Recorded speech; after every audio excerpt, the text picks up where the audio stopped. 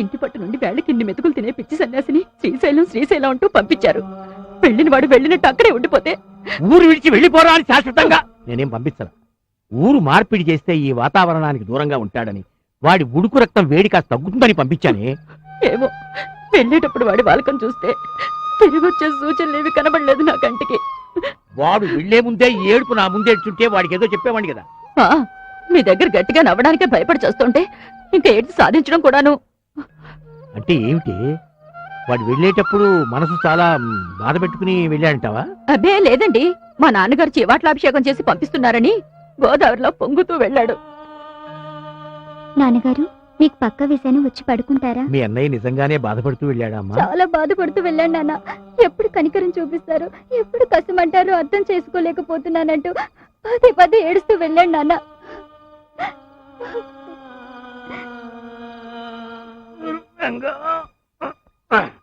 శ్రీరంగా, నీకెంతో భక్తితో నిష్ఠతో పూజలు చేసి ఏడుస్తున్నానే, దానికి వరంగా నాకే పిచ్చి కోపం ఆవేశం ఇస్తావా? పైగా వాటిని నా కొడుకు మీద ప్రయోగించి వాడి మనసు కష్టపెడతావా?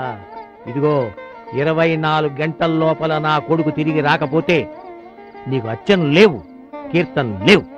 మానస సంచరరే మానస సంచరరే బ్రహ్మణి మానస సంచరరే. ఎందుకా ముసిముసి నవ్వులు? గొప్పగా నాటకం ఆడారుగా, గట్టిగానే నవ్వండి. గట్టిగా అంటే అంత గట్టిగా కాదు. నాన్న, నువ్వు సమాజానికి సేవ చేస్తానంటే అడ్డుపడేంత మూర్ఖుణ్ణి కాదురా. మా నాన్నగారు కూడా స్వాతంత్రోద్యమంలో జైలుకు వెళ్ళినాయనే, కానీ వాళ్ళు 11 మంది అన్నదమ్ములు. కానీ నువ్వు నాకు ఒకే ఒక్క కొడుకువిరా. అదే నా బాధ.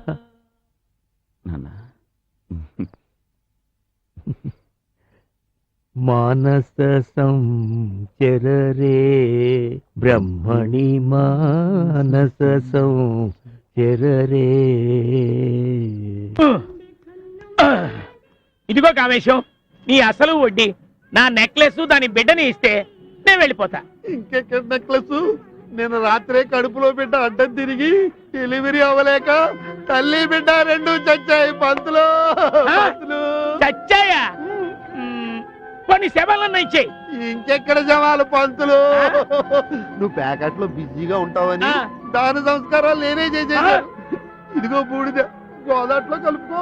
ఇది అన్యాయం కామేశం, నా నోట్లో బూడిది కొట్టే కదయ్యా. ఇదిగో బాబు, మీరన్నా నాకు కాస్త న్యాయం జరిపించండి అయ్యా. పంతులు, గంగాళానికి పుట్టిన పిల్లలు పట్టుకెళ్ళమంటే పట్టుకెళ్ళావు కదా. పట్టుకెళ్ళా. మరి చచ్చిపోయిన నెక్లెస్ బూడిద పట్టుకెళ్ళమంటే తప్పేంటి?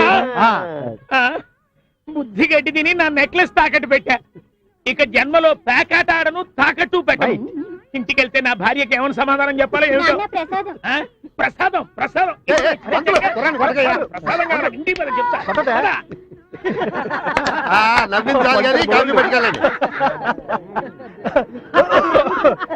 బాబాయ్, మొత్తానికి పంతులకి భలే బుద్ధి చెప్పావు బాబాయ్. అవును, ఎందుకు నెక్లెస్ బతికే ఉందా చచ్చిపోయిందా? ఆయన పెళ్ళాని దగ్గర క్షేమంగా ఉంది.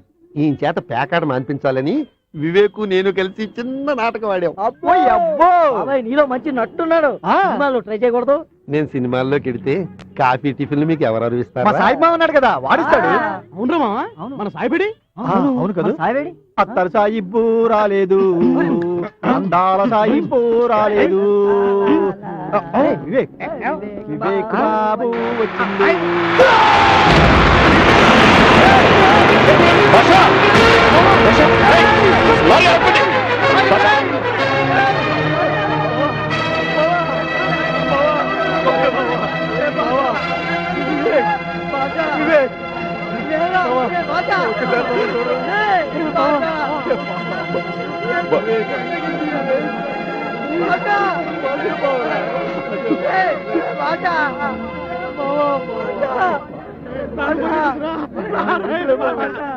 వెళ్ళిపోతున్నావా నేస్తం? తిరిగిరాని లోకాలకు తరలి వెళ్ళిపోతున్నావా? ఈ కసాయి లోకంలో కాలం చేయలేక కదిలిపోతున్నావా? వెళ్ళిపోతున్నావా నేస్తం? వెళ్ళిపోతున్నావా? అయిన వాళ్లకు అశ్రువులు మిగిల్చి కన్నవాళ్ల కన్నీళ్లు చూడలేక కాటికి పయనమవుతున్నావా నేస్తం? వెళ్ళిపోతున్నావా నేస్తం? తిరిగి రాని లోకాలకు తరలి వెళ్ళిపోతున్నావా? బతుకే భారమని తలచి నీ బరువును మాపై మోపి బయలుదేరి వెళ్ళిపోతున్నావా నేస్తం?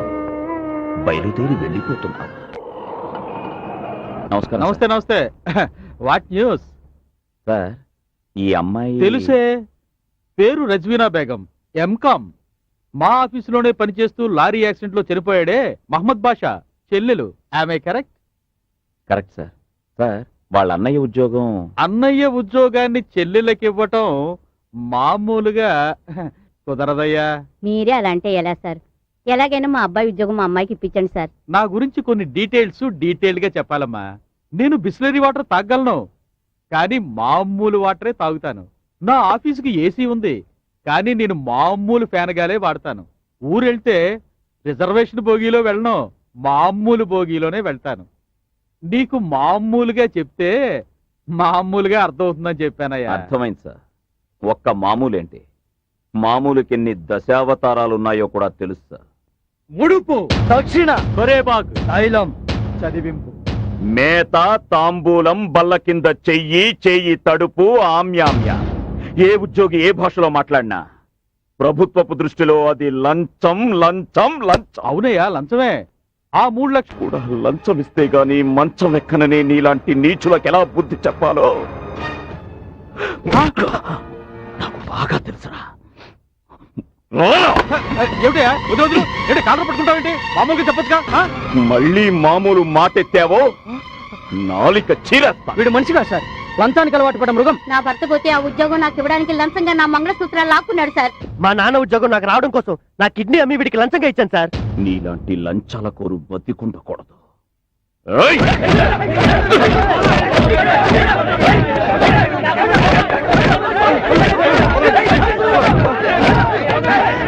వదలండి.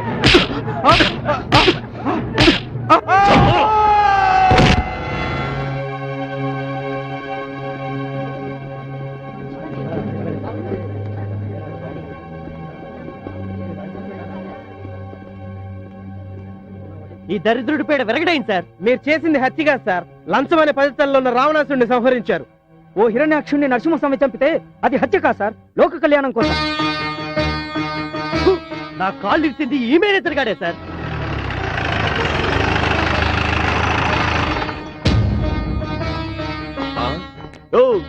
ఎవరు చేసింది హత్య? సార్, మా మేనేజర్ని వద్దు వద్దు అంటున్నా మేడ మీద నుంచి దూకే ఆత్మహత్య చేసుకున్నాడు సార్. దానికి సాక్ష్యం ఏమే సార్? సార్, ఇది హత్య కదా, ఆత్మహత్య సార్. మీరు ఎక్కడ సంతకం పెట్టమంటే అక్కడ సంతకం పెట్టడానికి మా స్టాఫ్ రెడీగా ఉన్నారు సార్. ఏంటి ఉత్తరేమంటున్నావు? Yes sir. బాడీని పోస్ట్ మార్టం తీసుకోబాయా? పంతులు, ఈడ జనం నీకు సపోర్ట్ ఉన్నారనుకుంటున్నావు. యాడికి పోతావు? దొరుకుతావు. ఓం రాజాధిరాజాయ బాబు గారు,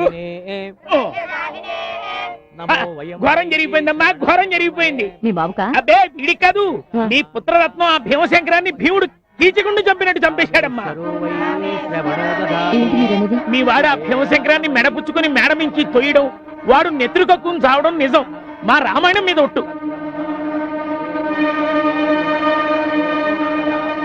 సాక్ష్యాధారాలు తారుమారు చేసి మీ వాడు పోలీసుల నుంచి బయటపడడం పచ్చి నిజం.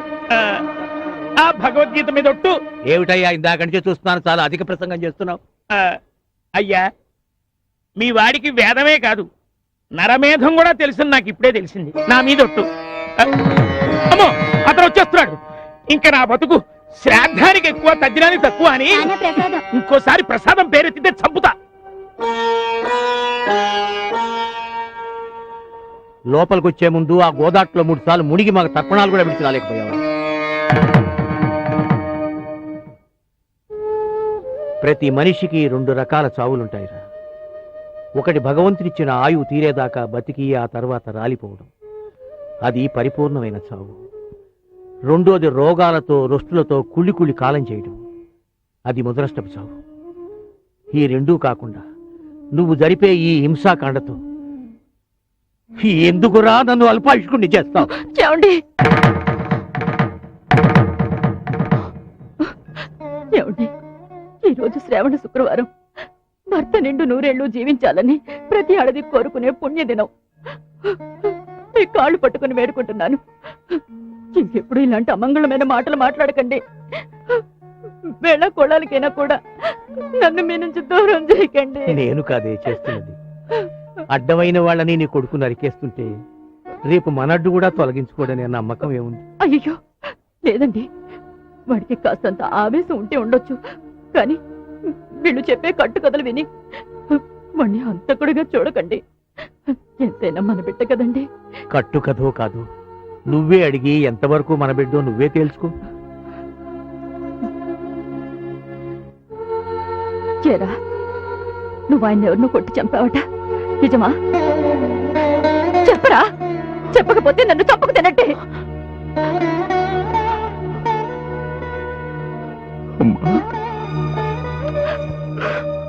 మరే, ముందు నా మెడలోకి వచ్చింది ఈ మాంగళ్యం, ఆ తర్వాత నా ఒడిలోకి వచ్చింది నువ్వు.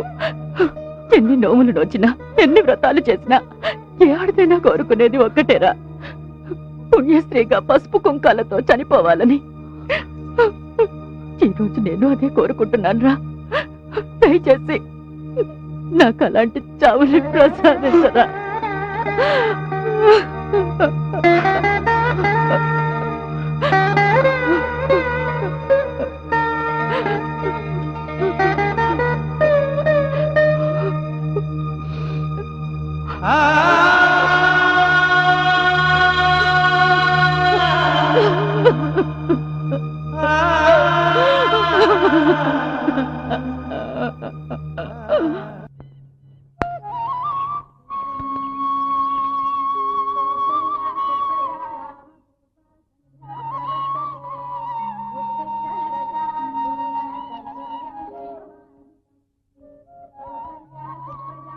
వివేక్, వివేక్, ఉం? ఏమిటయ్యా రాత్రంతా ఇక్కడే పడుకున్నావా? మళ్ళీ ఇంట్లో గొడవ? అర్థం చేసుకునే అమ్మ కూడా నన్ను అర్థం చేసుకోకుండా ఇంట్లోంచి వెళ్ళిపోమంది బాబాయ్. నాకు ఇప్పుడు ఎవ్వరూ లేరు, నేను ఒంటరి వాడిని అయిపోయాను. రేయ్, నువ్వంటారు వాడు వింటరా, నీకోసం ఎంతమంది వచ్చారో చూడు. వీళ్ళు ఎల్ఐసి వర్కర్ యూనియన్ మెంబర్. నాతో వీళ్ళకేంటి పని? మా యూనియన్ లీడర్ పోస్ట్ కి మీకొక్కరికి అర్హత ఉంది. మీరే మా లీడర్.